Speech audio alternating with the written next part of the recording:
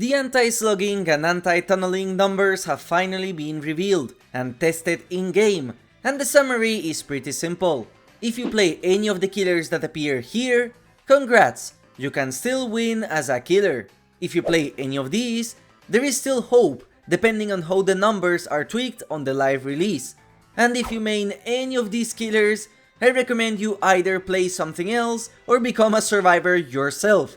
The devs have said that this is a test and asked for constructive and calm feedback regarding the insane changes coming with patch 9.2.0, and this video is my best attempt at it. Here are the timestamps if you only care about one aspect of the PTB. So let's begin with the reason behind this patch even existing, and as explained by the devs officially, they are trying to fix frustrating aspects of the game that casual and low skill survivors feel. In this patch, the devs want to fix two problems the game has. Slugging, because being constantly slugged on the ground is very boring unless you have a build dedicated to countering this, and tunneling, because the majority of survivors are not good enough to run the killer for longer than 10 seconds, and also because this makes it so that if you get tunneled out and you still have your friends in the match, now you can't play and you have to wait until they finished, making this game not a party game like many claim to be. The problem is that both slugging and tunneling are necessary aspects of the game if you want to win as a killer against competent survivors. And here is where there is a divide between killer and survivor players, because survivors think that when I refer to slugging, I am slugging and bleeding everyone with 5 generators left, and when I say I need to tunnel to win, they think I am talking about hard tunneling someone off hook at 5 generators. No, what I refer to as slugging is slugging in order to prevent a survivor from saving, or because in that moment, hooking the survivor will waste a lot of time and I need to pressure the generators. And tunneling is basically ignoring one of the survivors with the least amount of hook states and instead focusing on the ones that are death hook. These are strategies, and they are valid strategies that increase the depth of the game and reward killers for playing smart and with good macro knowledge. There is a difference between slugging and tunneling just to be mean and using them as actual legit tactics, which behavior seems to not understand based on these changes. Now that slugging is something killers can do without being punished, survivors are rewarded for playing in an aggressive manner, bringing sabotage perks just to annoy the killer. After all, what are they going to do? And the same happens with tunneling, since now that you know you were hooked last, the killer will ignore you, so you can disarm bear traps, chase Ghostface to reveal him, disarm Skull Merchant's drones, constantly pressure Hex totems, and once again, because the risk of being tunneled out doesn't exist, you literally feel safe in a horror game, which completely kills the entire vibe of Dead by Daylight. We both agree that hard slugging at 5 gens and hard tunneling are boring strategies that should be gone from the game. But the problem with these changes is that the devs, instead of killing the extreme versions of tunneling and slugging, they decided to straight up kill any form of slugging for pressure and kill tunneling completely, punishing the killers for literally doing their job, which is to kill. So the end result are changes which look like they are healthy as they kill slugging and tunneling, but survivors don't understand that this type of hard tunneling and slugging was already punished by default with skill. If you die at 5 generators because the killer slugged you all, not only does that mean you could not run a killer for long enough to allow your teammates to help the slug out, you also probably played too altruistically or got downed in trash places, which shows a lack of macro understanding for the survivor side. If this tactic is so strong, why is nobody in competitive tournaments doing it?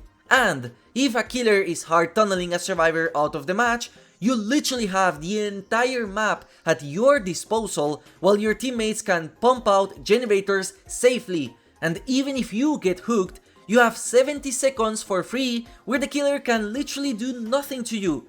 Try this experiment yourself. Go play a killer match and hard tunnel the first survivor you find.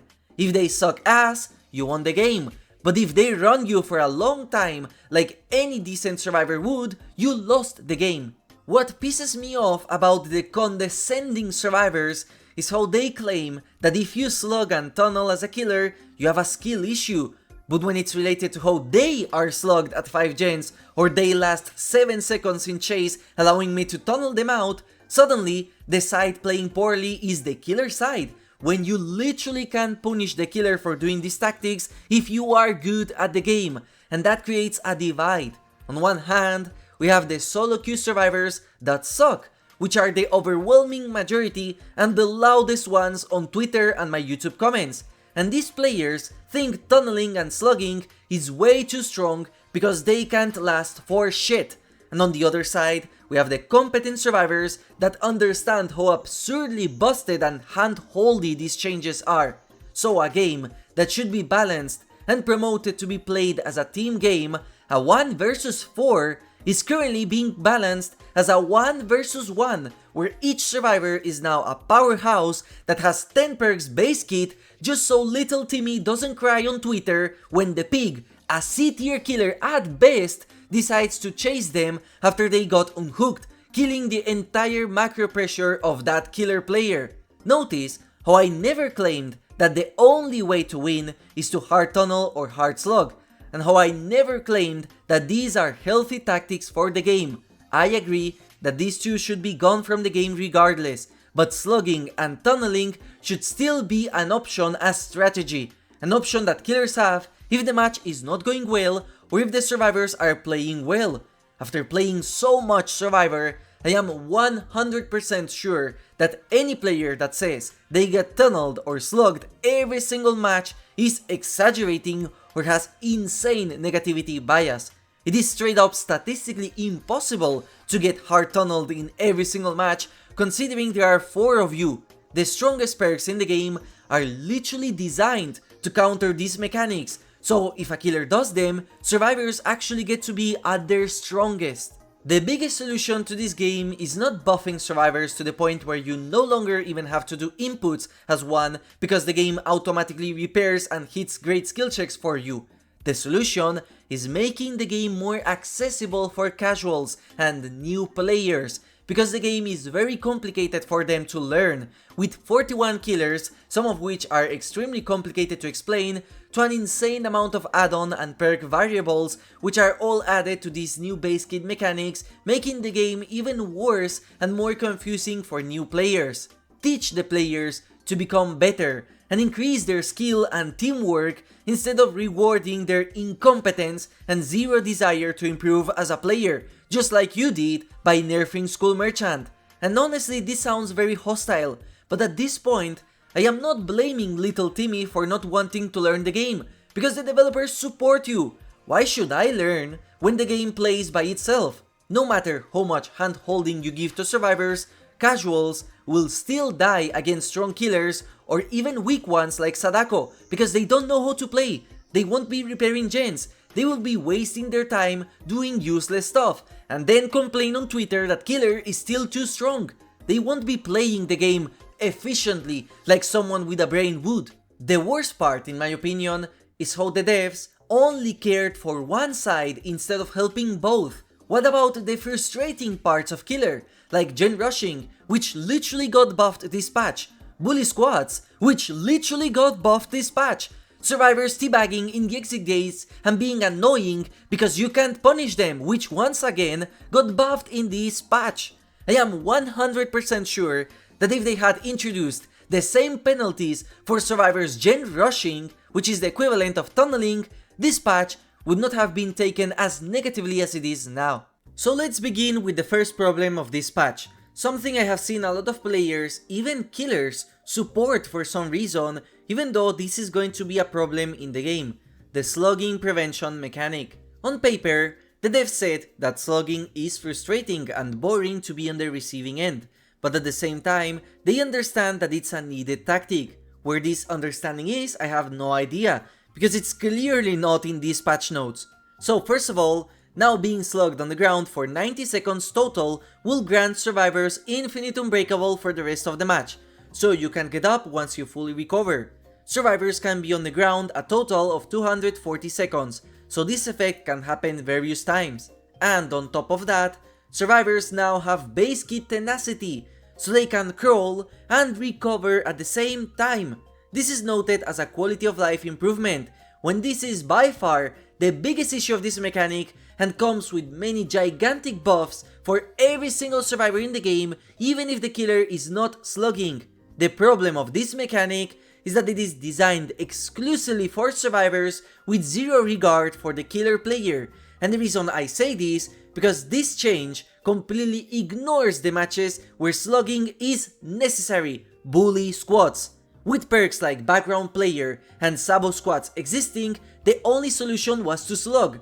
You as a killer had no other option because picking up was not possible. However, by slugging, the survivors are on a 4-minute timer, and their teammates are losing time not repairing gens in order to get them up. Now, as a bully squad, there is literally no counter. You can leave your teammates on the ground slugged while you pump out gens because they will get up regardless, completely killing the killer's pressure. In fact, survivor gets buffed if you leave your teammates on the ground, because then they can stand up independently of you. And as a killer, there is nothing you can do anymore. My bully squad's video is completely outdated because slugging is no longer an option as it was. Without exaggeration, the only counter possible for sabo squads unless you wear pyramid head. Let's talk about the new quality of life stuff. Now the moment you get hit as a survivor, your recovery starts. So that means perks like flip-flop, power struggle or conviction have been shadow buffed. And I am sure those perks needed buffs. Not only that, this change rewards bad players for dying.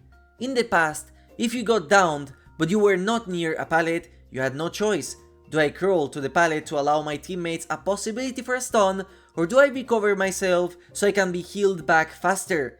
This is why smart survivors would either throw the pallet early when they know the next loop would make them go down outside of pallet range, or why survivors used emotes in order to immediately start crawling to the pallet when they were close, and you do it faster on top of all of that. Once again, a change that dumbs down the survivor gameplay and raises the skill floor, because now you have both at the same time. You can crawl to pallets and recover, duplicating a survivor's efficiency.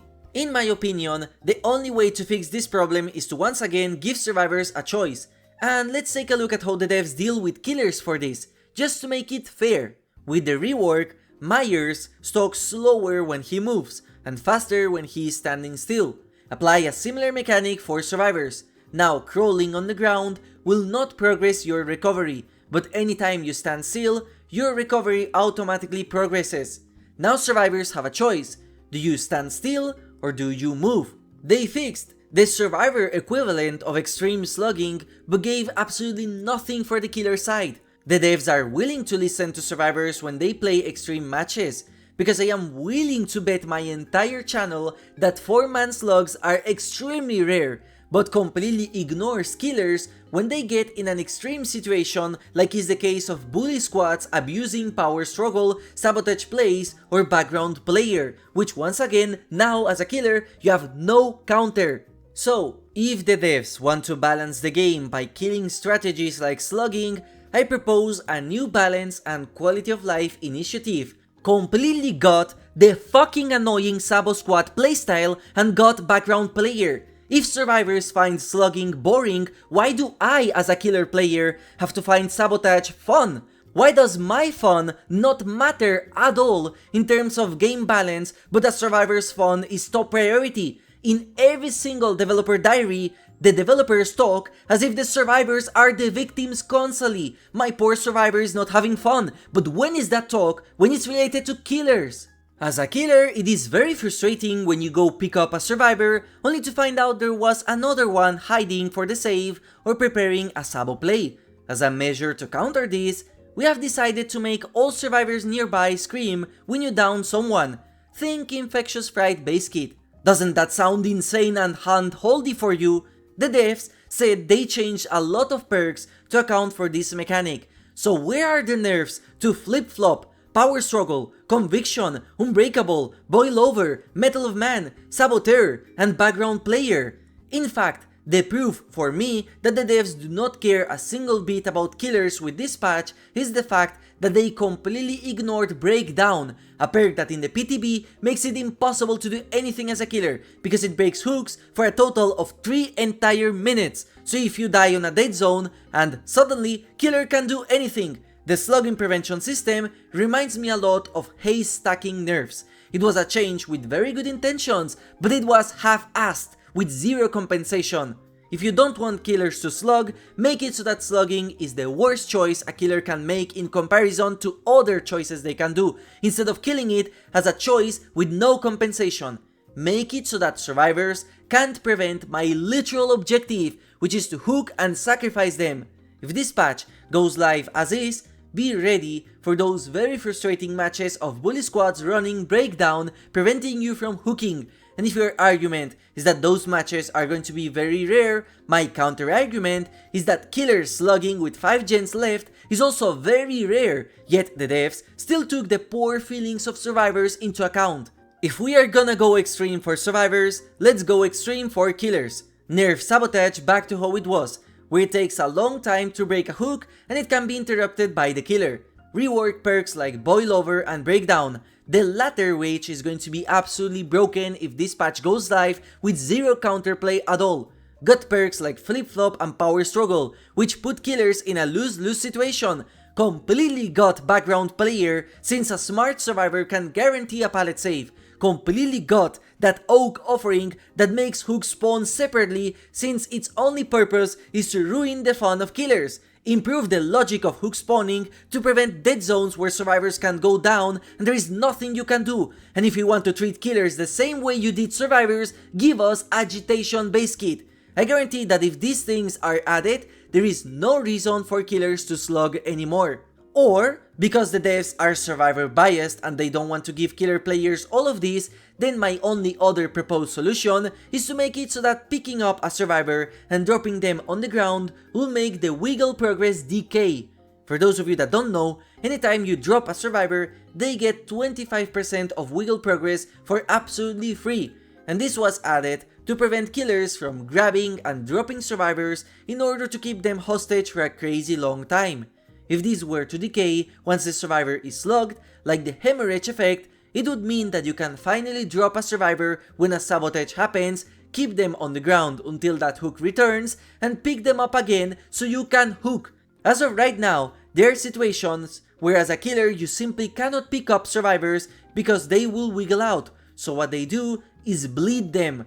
By allowing them to pick them up again after their wiggle progress has decayed, you fix this problem. The new anti-tunnel incentives are going to be by far the change that fundamentally reworks the way the game has been played, and it is by far the biggest balance change in the history of Dead by Daylight. So just like the slugging changes, the devs said that being on the receiving end of a tunnel feels bad, so they wanted to fix that even though the best perks in the entire game are all anti-tunnel based. Survivors got Borrow Time Base Kit, and hard tunneling is one of the worst things you can do as a killer against a competent survivor. So, their fix to counter hard tunneling is to completely gut tunneling as a strategy. Now, unlike the slugging measures, they did give a reward for killers not to tunnel, and I am going to be honest, this reward has a lot of potential, especially because the devs have already confirmed that they can individually change the numbers for all killers in the game, which is something we have been asking them to do in order to close the gap between Nurse and Trapper. This is why I am personally not opposed to these changes, and I hope to change your mind if you look at these mechanics as complete trash that is unsalvageable. So first of all, the hook protection update.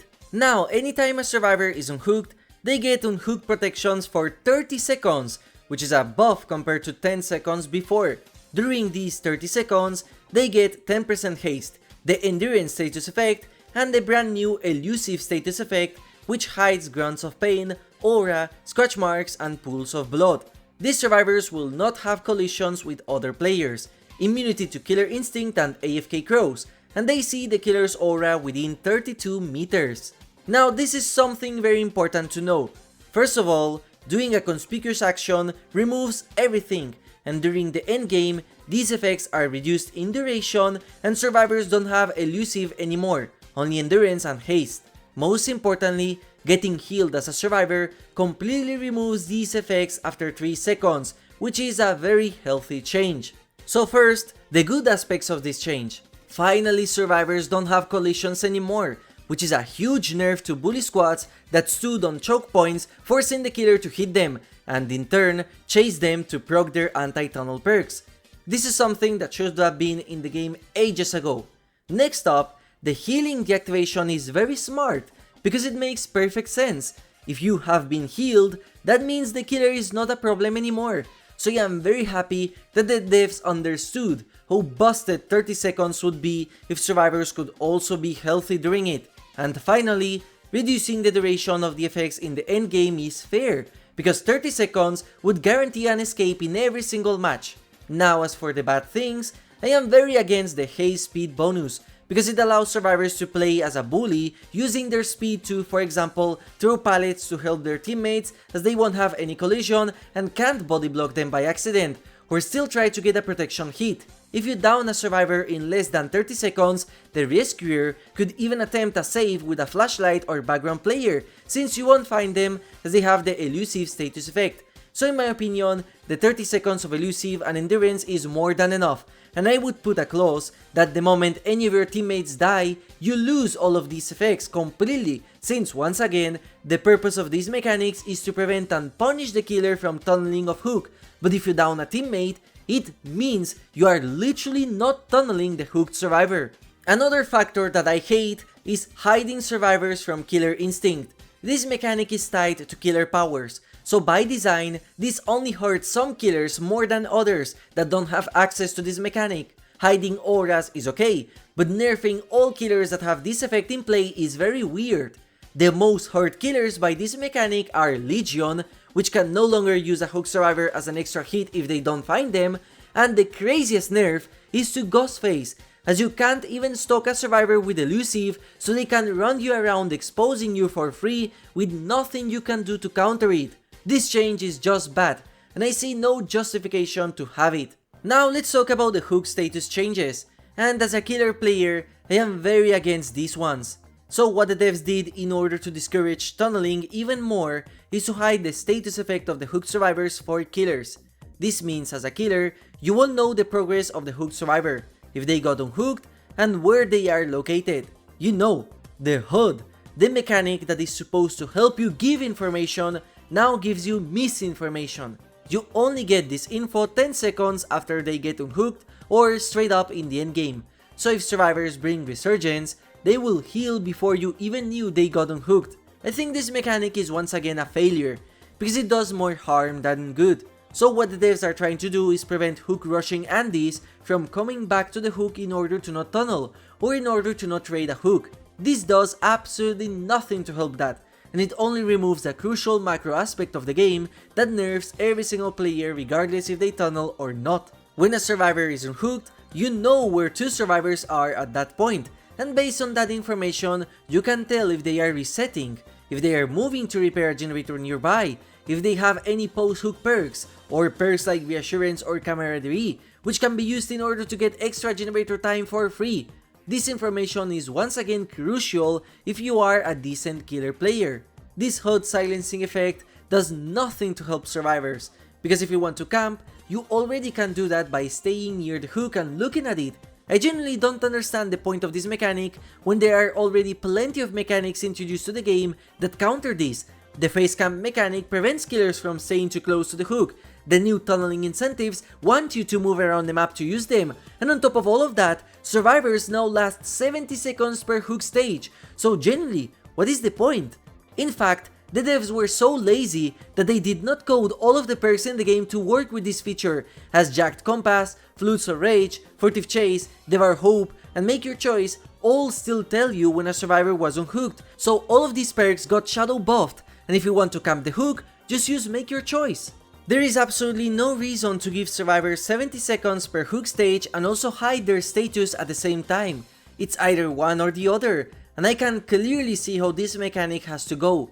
However, I do like how this mechanic was programmed in the game, and I would not mind seeing it as part of a perk. For example, a rework to Red Herring from Zarina Kasir. In my opinion, The biggest incentive the devs can give to killers is trade information instead of just stealing it. So if they do keep this mechanic, first of all, I would absolutely revert the hook timer change back to 60 seconds or even nerf it hard to 50 seconds in order to force survivors to rescue and have less time to repair generators, since they will be safer once they do. And as for the killer side, now that the hook state is hidden, killers will be able to see the generator with the most progress after hooking a fresh survivor. This incentivizes killers to use their new buffs in order to go to that generator and pressure it, because most of the time survivors will be there too. So we are trading one aspect of the macro game to another one, promoting killers from leaving the hook. What if the generator with the most progress is right next to the hook? Well, that's a mistake by the survivor from going down in an area where there is that hook, so they should be punished for it, just like killers get punished for playing the game. Next up, we have the spiciest aspect of this patch, and that is the brand new incentives for hooking survivors.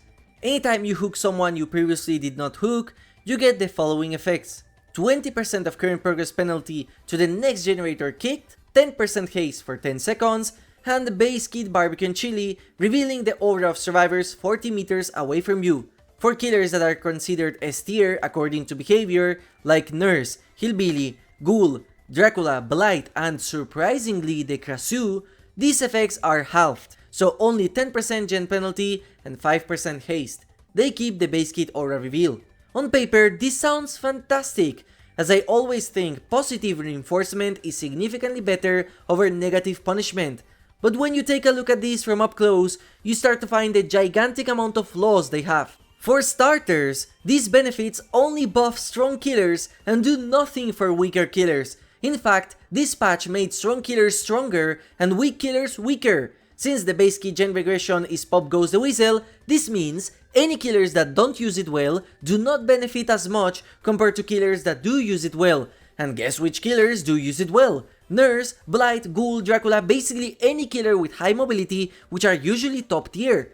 There are also some others like Unknown, Springtrap, and the Dredge, which can teleport to generators further away to get the effect of the gen kick. The devs claim that the haste is for that, to help you traverse the map, but this is nothing for killers like Trapper, Huntress, or Chucky, which still take ages compared to killers with high mobility, and by the time they reach the gen, it might already be completed. This haste could be removed and it would not change much, even if the haste effect is very nice and it lasts for 10 seconds, which is longer than I expected. I think the haste is mostly here to promote killers to leave the hook, and the barbecue and chili effect actually tells you when you are seen, so even at best, it's still worse than the original version of this perk, as survivors had to gamble and hide on lockers just to counter it. Also, it being only to survivors who have not hooked or not on death hook, like in 2 vs 8, means the game is telling you which survivors you have to chase in order to not get punished, and this feels very infantilized. When I saw this on the dev diary, I was very hyped, but my hype went away the moment I saw that it was 40 meters away, so survivors can still hide no problem in order to unhook survivors the moment you leave with haste. And you won't know it because the hook status will not be notified to you to punish them for unhooking unsafely.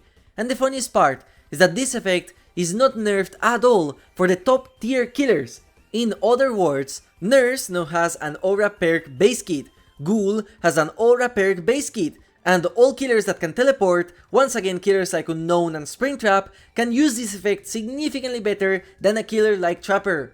What is the point in knowing a survivor is on the other side of the map when you are designed to be a territorial killer defending specific sectors on the map? I think Singularity mains are the ones benefiting the most from these changes, as behavior does not deem him as a S tier, so you can use a 10% haste and teleport right on top of a survivor, all while having base kit pop goes the whistle. If this patch goes live with these incentives, Singularity is for sure a top 5 killers in the game. So this exact same solution literally buffed all top tier killers, and even if they are nice, low tier killers now cannot tunnel out a survivor, which is significantly stronger than any tunneling incentive. The only gen regression perk that works fantastic on every single killer is Pain Resonance, and guess which perk got gutted on this patch? And on top of that, as a killer, you don't know that you have this buff unless the gen's flaming represents it, which is not intuitive enough. And also, if you hook someone else, the previous effect is lost, so there is no stacking even. In my opinion, the easiest fix to all of this would be to change the regression from being applied as a gen kick action and instead immediately apply the regression once you hook, like pain resonance, without making the survivor scream or interrupting it if they are repairing it. This would work with every single killer in the game, and combined with my suggestion earlier of showing killers which generator has the most progress, now you can immediately go as a killer to the spot where the gen has the most progress and pressure there, except for top tier killers where this info can be hidden. There could even be a system in place where if you hook a survivor near a generator that would be activated with this effect, it transfers to a different gen so you can kick that gen and pressure it by staying in the area. Right now, since the bonus killers get is based on kicking, pop and oppression are significantly better and will 100% be the meta once this patch goes live. Strong killers are stronger than before, and weak killers are significantly worse. And don't worry, because we will be talking about the perk changes soon. And finally, for the one change that I simply cannot justify no matter what, that is the tunneling punishments. Yes, according to the developers, all the previous buffs to survivors are not punishments enough, as they added something that once it happens, the match is heavily turned for survivors. There are two types of punishments that can happen, and they are separate from each other, meaning that you can activate only one or the two at the same time. The first punishment is by far the worst, and that is the fact that if you kill a survivor, sacrifice or mori before 6 hooks happened, all survivors will get a 25% repair speed buff. So if you hook a survivor, go for another one, hook that one, then return to the first one and so on, you will sacrifice a survivor on 5 hooks, so that means you basically lost the match.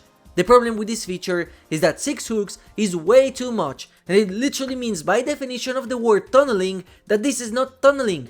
If the killer had time to chase and hook someone else twice before killing you, I am sorry, but blaming tunneling is not going to fix your skill issue. This penalty will happen to a lot of players that do not tunnel, and it punishes weak killers which cannot afford the luxury of cycling hooks on every single survivor. When only 2 generators remain and this penalty kicks in, the game is basically over and survivors get a massive buff for no reason. Imagine if there was a mechanic where repairing 3 generators before 5 minutes passed gives all survivors in the match 1 hook state. You see how crazy it sounds to punish a role because they are doing their objective. The second issue of this mechanic is that it completely fucks over killers like Pig or Sadako, especially the latter, as her entire point is killing survivors with Condemned. So if you are a decent Sadako player or survivors don't know how to play against her, you are massively punished for playing this killer, which makes absolutely no sense. Killing a survivor by using your power should not count for this mechanic in the case of Pig and Sadako, because that's literally what their power is designed for. Now, on the other hand, killing survivors with Vecna, Myers or Pyramid Head should count for it, as they are based on Death Hook. So, easy solution. Keep this punishment as is, rework it so it doesn't work on Condemned or Reverse Bear Traps, and make it 3 hooks. That way, this penalty can only activate if you are hard tunneling a survivor. The second issue is even more severe. If you hook or kill a survivor that was the last person hooked, you cannot kick any generators anymore, nor block them, nor regress them. The problem of this penalty is that it puts the killer in a lose-lose situation when you find the survivor you just hooked again. For example, in this clip, if I hooked the Death Hook survivor, I would be severely punished, as then both of the penalties would kick in. So my only choice is, funnily enough, to slug or to ignore that survivor, and due to the anti-slugging changes, now that survivor is barely pressured after my slug since they can recover quickly and faster than before. I honestly think that just like with the previous penalty, if more than 4 hooks have already happened, there shouldn't be such a severe penalty for doing your job. That way, you make sure that there is no possible way for the killer to find a loophole to this penalty in order to hard tunnel, as it is impossible to do so. Once again, keep Sadako and Pig out of this, as their mori is not tied to the Death Hook status. And finally, let's go over the perk changes that were directly done because of the slugging and tunneling mechanics. and just like in the majority of patch notes, the devs fumbled. I will also mention every perk that should have been changed, instead of the very minuscule amount the devs pushed. So let's start with the slugging perks. Since tenacity was made base kit, now it prevents your aura from being red while you are in the dying state, and it increases your crawling speed by 25%. Nothing to complain about here.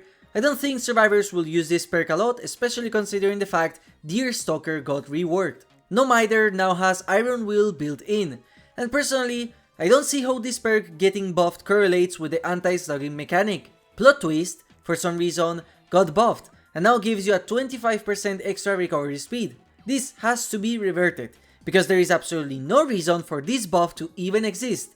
The perk was already fantastic the way it was, and all this buff does is allow flip-flop power struggle abusers to get the effects of the perk even faster, putting the killer into a lose-lose situation. And that's it for survivors! That's a very minuscule amount of changes done for such a gigantic buff to survivors. So here are more perks that need changes and how I would change them to fit this new anti-slugging system. Breakdown needs a complete rework because it's unhealthy for the game, just like Knockout was. I would make it so that once a survivor is unhooked with the killer nearby, it makes them hindered. Background player should activate once a survivor is downed, not the moment the killer picks you up. That way, it can be used to come close to your teammate to save, but not to keep perfect distance in order to guarantee a pallet save. Flip-flop is now reworked. Instead of granting wiggle progress, it now converts part of the recovery progression into healing, up to 50%. Power struggle now activates after 30% of wiggle progress instead of the small 15%.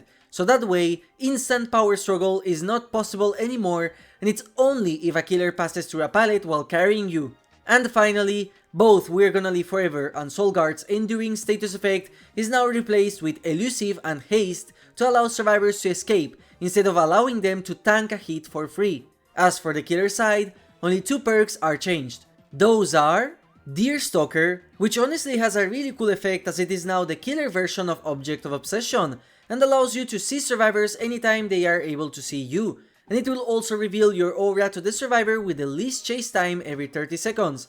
Considering how this perk is free, I find it really cool and significantly more interesting than the original design. And the other is Nurse's Calling, which got a buff to now cover 32 meters, but it no longer shows survivors in a dying state. No complaints here. Now for the tunneling side, we have some more perks to check out. Barbecue and Chili was reworked and now its effect is base kit. So instead, this perk will now activate once all 4 survivors are hooked, and will grant you an extra 5% gen regression effect for kicking, so a 10% total.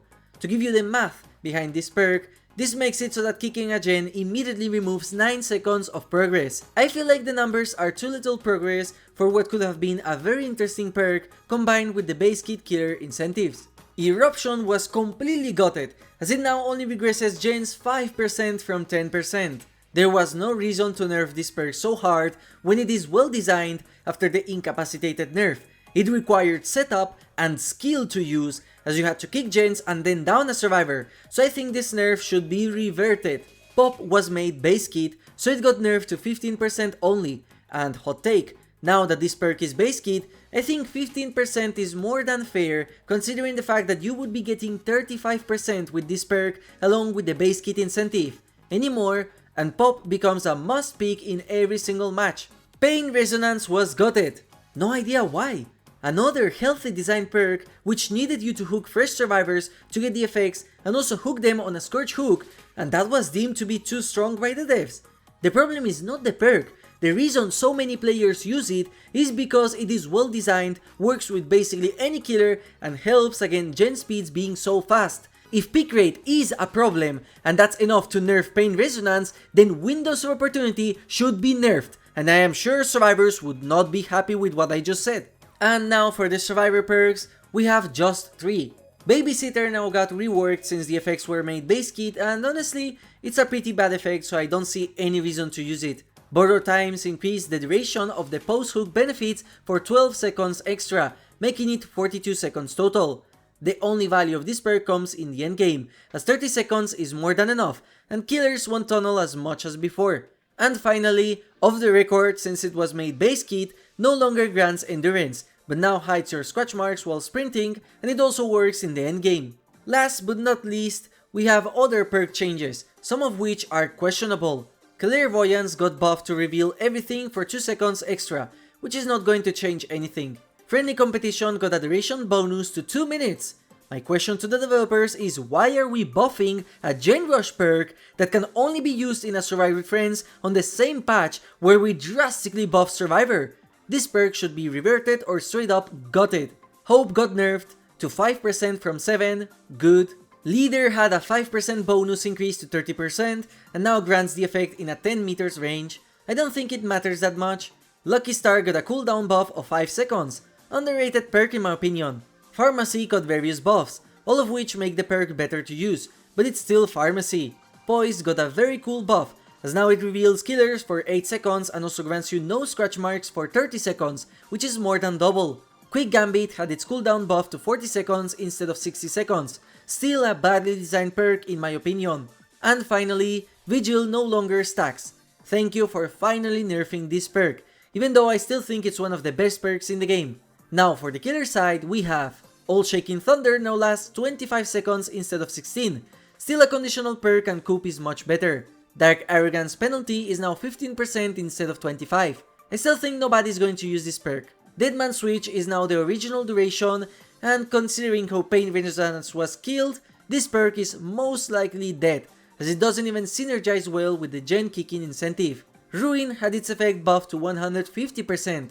Still not 200% like it was before, and now this perk doesn't combine well with the new gen kicking incentives. Leverage got a side grade. It slows healing less but lasts double the amount. Makes it not as punishing for returning back to hook, but in exchange, it lasts for longer so it can hurt resets. Monitor and Abuse got a change that absolutely nobody asked for, as it nerfs killers with small tear radiuses, as it is now based on percentage instead of a flat number.